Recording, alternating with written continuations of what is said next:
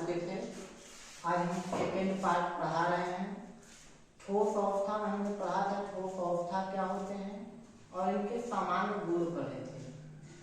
अब हम ठोस अवस्था के बाद आज जो पढ़ने वाले हैं, ठोस में जो कण होते हैं, कण व्यवस्थित होते हैं, कणों के आधार पर ठोस व्यवस्था को परिभाषित किया जाता है। तो आज हम जो पढ़ेंगे ठोस के प्रकार के बारे में।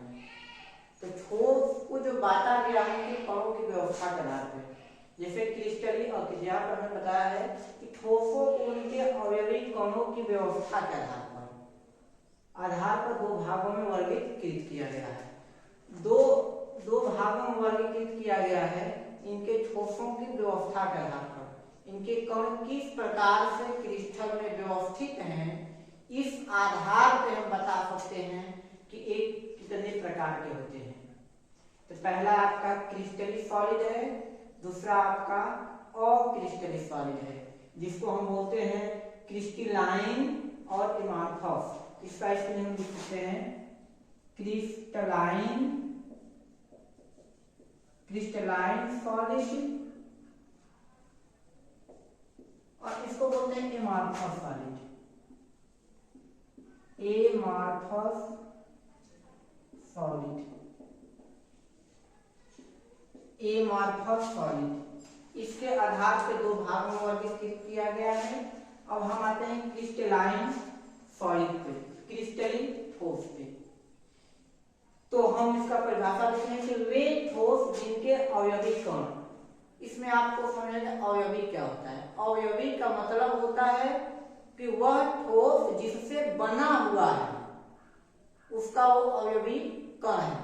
जैसे हम कह सकते हैं कि हमारे अवयवी अंग हाथ पैर हो सकते हैं, नाक हो सकते हैं, कान हो सकते हैं। इस प्रकार से अवयवी कण है। अवयवी कण जिससे कि वो बने हुए हैं, जिनसे उनका निर्माण हुआ है।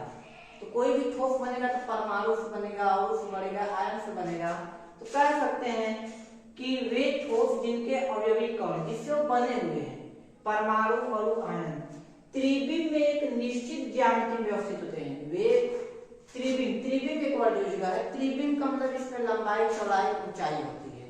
अगर आप कहीं से भी देख रहे होंगे तो आप रूम में होंगे, तो रूम का मतलब होता है रूम में लंबाई भी होती है, चौड़ाई भी होती है, ऊंचाई भी होती है।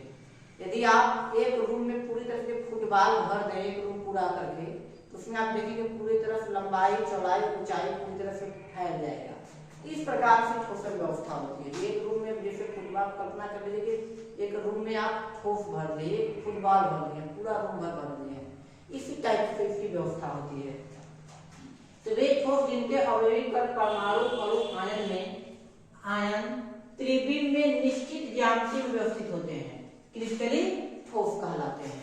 तो क्रिस्टलीय ठोस में क्या होता है, इनके परमाणु, अणु, आयन क्या होते हैं, निश्चित व्यवस्था में व्यवस्थित होते हैं। ज्यामिति में इनकी निश्चित व्यवस्था होती है।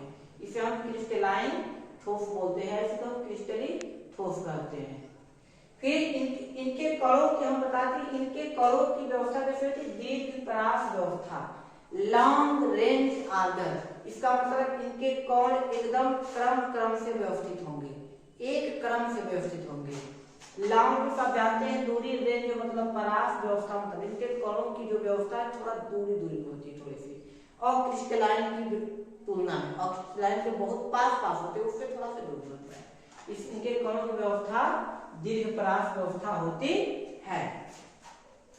तो इसमें उदाहरण क्या होता है, NaCl ले लेंगे, शक्कर लेंगे जिसको हम चीनी बोलते हैं, H2SO4 सल्फ्यूरिक अम्ल हो जाएगा, आयोडीन, ऐसे और भी बहुत सारे हैं।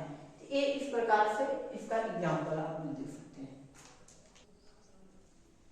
अब हम दूसरा पढ़ेंगे अक्रिस्टलीय ठोस, अमार्फस सॉलिड। इसमें क्या था, उसमें कण एकदम व्यवस्थित होते हैं, नियमित तौर पे होते हैं, क्रम से होते हैं। लेकिन इनके कण क्या होते हैं, इनके कण क्रम से बिल्कुल नहीं होते। कहीं कहीं बहुत पास हो जाते हैं, कहीं कहीं बहुत दूर हो जाते हैं।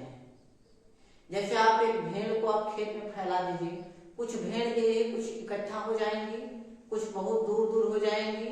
तो यदि आप भेड़ों को एक कण मान रहे हैं क्रिस्टल का, तो कहीं कहीं भेड़ बहुत ज्यादा फैल जाती है, कहीं कहीं पास हो जाती है।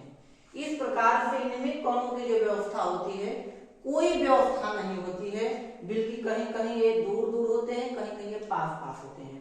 तो कह सकते हैं कि वे ठोस जिनके अवयवी कण परमाणु, अणु, आयन, परमाणु, अणु, आयन त्रिविम में एक निश्चित व्यवस्था में व्यवस्थित नहीं होते, इनका कोई निश्चित व्यवस्था नहीं होता और क्रिस्टलीन ठोस कहलाते हैं।